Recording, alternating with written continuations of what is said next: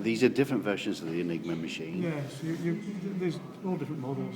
And you can see the way the rotor's connected. You can see how the cross connection between, so how the signal goes in one side, comes out on a different pin on the other side. So you imagine three constructed in series, so you're encoding from one letter to another letter, then the next letter from that letter to another letter, then that letter to another letter, and then it comes turned around at a reflector and comes back again. So you've had like 6, 7 translations. Right. Plus, on some of these, they've got a plug board. You see the plug board on there? Yeah. At the front? Yeah. So you've got yet another conversion on the front, on the plug board. Where they can sort of swap a few of those around too. On a daily as required basis. Yeah, I see. So once again, you've got more.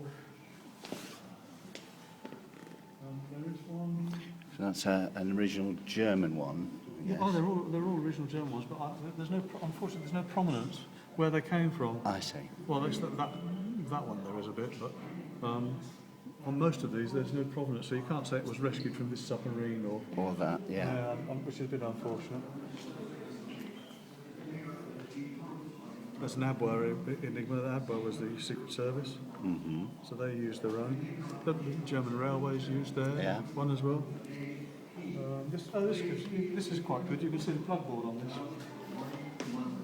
So the operator could actually replug some of the letters. Yeah. Which again adds to the complexity of the process. And you can't. I was looking for some of these. They had some funny bulbs in these as well, which you can't really see. These look like modern bulbs. In some of the original machines, they have a bulb which was very flattened.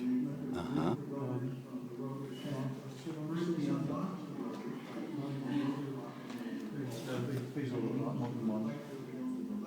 But that's what they were going to use to replace Enigma with.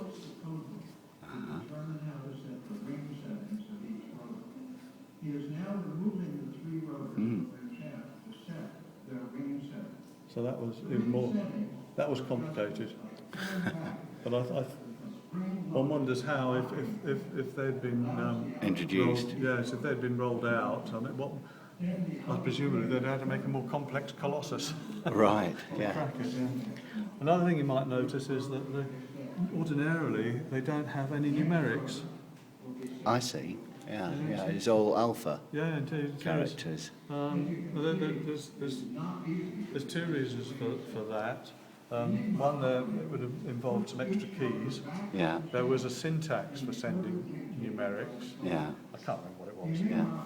But it was safer to spell out a number. It's like writing a check. If you write it in words, you've got greater certainty that that's not going to get mixed up. I see. Than if you just send a syntax for a numeric. Possibly because of, when you dial a phone number, you occasionally you do the wrong number because you've dialed wrong, and it's just so easy to somehow, perhaps the human element, to get that wrong. Absolutely right. Yes. Perhaps that's absolutely. That's exactly right. That's a box for the Enigma writers. I mean, that really is the key to the machine. I mean, if you were under attack, you'd want to lose that, as opposed to the rest of the machine. Right. You'd want to get rid of the rotors, which give the secret away of what Indeed, they do, because the rotors contain the key of how the machine works, the way the rotors are cross-wired. That's crucial to the operation of the machine.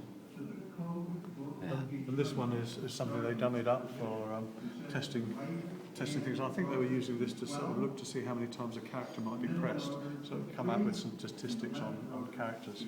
I see.